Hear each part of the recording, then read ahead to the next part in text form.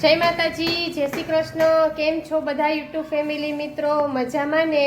મજામાં જશો તો જોવો, સવાર થઈ ગયું છે અને આપણે કામકાજ પતી ગયું છે અને પ્રકૃતિબેન કંઈક નવું કરીને આવ્યા છે અને જો આપણે રસોઈનું કામકાજ થોડું ઘણું છે ને થોડું ઘણું પતી ગયું છે તો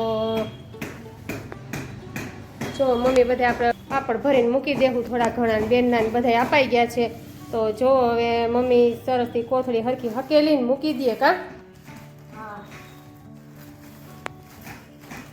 અને જો અહીંયા કંઈક પ્રકૃતિબેન નવું કરીને આવ્યા છે। જો શું થયું ઈ જો એ પડી છે તો બેને પાટો વાયરો છે। કેમ કરતા પડી?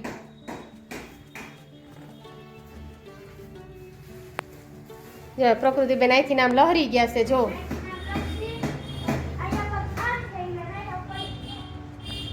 જો અહીંથી પ્રકૃતિબેન પડી ગયા છે એટલે જો પાટો વાયરો છે, હાથમાં હાથ હોજી ગયો છે એટલા માટે જો અહીંયા છે ને હોજી ગયો છે એટલે ગરમ પાટો આપણે વારી દઈએ ને એમ તો 2-3 દિવસ હળદરે ભૂહી હતી અને ગરમ પાટો જો વાળી દઈએ એટલે હું કવારો ન થાય અને નકર એને છે ને અત્યારે શિયાળો છે ને એટલે દુખાવો બહુ જ થાય તો જો આ હાથ હોજી ગયો છે અત્યારે તોય થોડો ઘણો હોજો ઉતરી ગયો છે, બાકી આખો જો આ હોજી ગયો જ છે।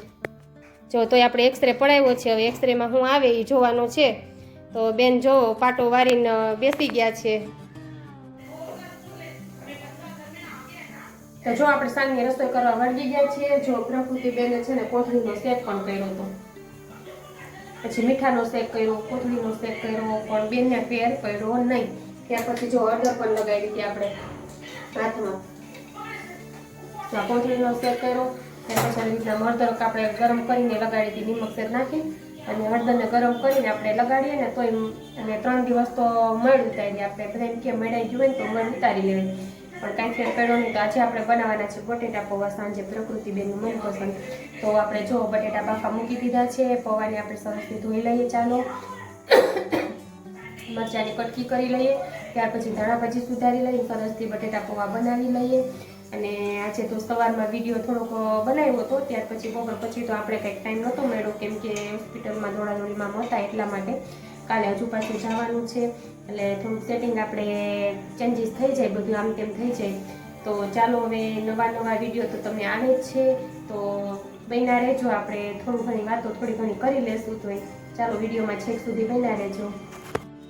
તો જય માતાજી, જય શ્રી કૃષ્ણ। કેમ છો બધા યુટ્યુબ ફેમિલી મિત્રો? મજામાં ને? મજામાં જશો ને મજામાં જ રહેવાનું, મોજે મોજ ને રોજે રોજ બધાને હો। અને મારી ચેનલમાં તમે જો વ્લોગ જુઓ છો તે તમને કેવા લાગે છે તે બધા જરૂરથી જણાવજો। અમે છે ને નવા વિડીયો અપલોડ કરીએ છીએ એટલા માટે તમે બધા છે ને સપોર્ટ કરજો અને સાથ સહકાર આપજો। તેથી ચાલો આપણે આગળ વિડીયો હવે બધા જોઈ લઈએ કેવો છે, તમને બધાને ગમે છે। જો પ્રકૃતિબેન આજે છે ને પડી ગયા છે ને તો પ્રકૃતિબેનને હવે આપણે છે ને આજે એક્સરે કઢાવવા હજી જાશું આપણે અને પ્રકૃતિબેનને જો અચાનકનું લાગી ગયું છે તો એક્સરેમાં શું આવે છે તે જોવાનું છે આપણે। અને પ્રકૃતિબેનને અત્યારે તો ગરમ પાટો આપણે વારી દીધો છે પણ હવે એક્સરેમાં શું આવે છે ને તે જોવાનું છે આપણે। તો ચાલો વિડીયોમાં છેક સુધી બન્યા રહેજો। તો જો છે ને આપણે છે ને પ્રકૃતિબેનને આજે એક્સરે કરાવી આવ્યા છીએ અને પ્રકૃતિબેનને કાલે પાછું હોસ્પિટલે લઈ જવાના છે તો કાલના વિડીયોમાં જોઈ લેજો શું થાય છે શું નહીં આપણે બતાવશું, કેમ કે પ્રકૃતિબેનને સારું લાગી ગયું છે પણ એને છે ને બીકમાં અમને કીધું નહીં કે શું થઈ ગયું એ, કેમ કે 3 દિવસથી આ બેન પડ્યા છે પણ કાંઈ દુખતું નથી એવું કીધે રાખ્યા। પણ માં છે, માં વર્તી જ જાય છે, કોઈ પણની માં હોય માને એના સંતાનનું દુઃખ વ્યક્ત કરવું જ નથી પડતું, એને આપોઆપ ખબર પડી જાય છે। એટલે મેં કીધું તને આમ છે ને નિમાણી બેસતી એટલે મેં કીધું તને કાંઈ ગમે પ્રોબ્લેમ થયો છે બોલ શું થયું છે। પડી અમને ખબર નહોતી કેમ કે તો આપણને ખબર હોય કે ક્યાં લાગ્યું ક્યાં ન લાગ્યું, અમે હવના કામમાં હતા ને બેન પડી ગયા છે એટલે ખબર નહોતી એટલે છે ને રોતી હતી। એટલે હું કેમ રોજો? એ કે મને આખું બળે છે, કેમ કે બીતી હતી કે વળી મને ખીજાય તો મને લાગ્યું છે મને દુખે છે।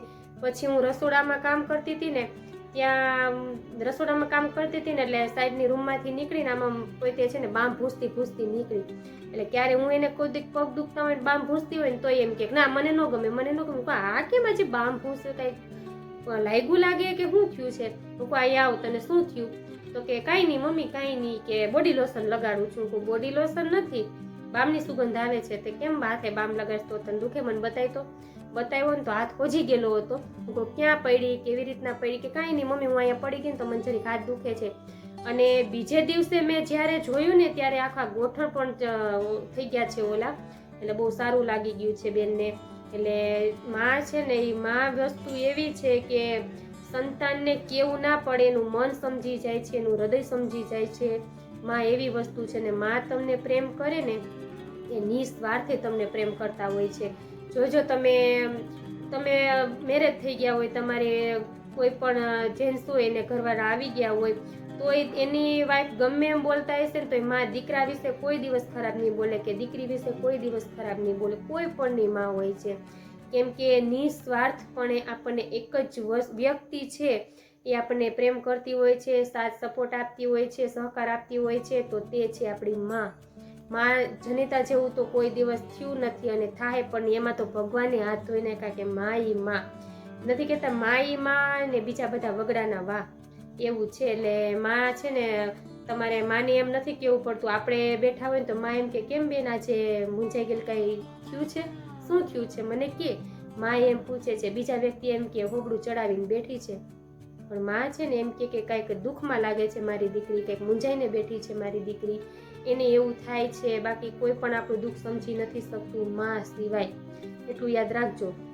તો આજે આપણે પ્રકૃતિબેનને હવે કાલે પાછા હોસ્પિટલે લઈ જવાના છે અને હોસ્પિટલેથી આવીને બ્લોગ બનાવશું કે શું નથી થયું, શું થયું છે એવું આપણે તમને બધા, કેમ કે મારા ફેમિલી મિત્રો છો એટલે તમારાથી તો હું કાંઈ છુપાવીશ જ નહીં. તમને બધું મારા રૂટીન કાર્યનું છે, બધું મારા ઘરનું છે એ હું તમને શેર કરું જ છું.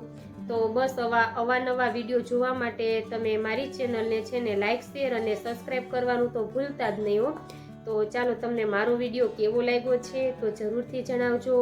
અવનવા વિડીયો જોવા માટે તમે મારી ચેનલને લાઇક, શેર અને સબસ્ક્રાઈબ કરી દેજો.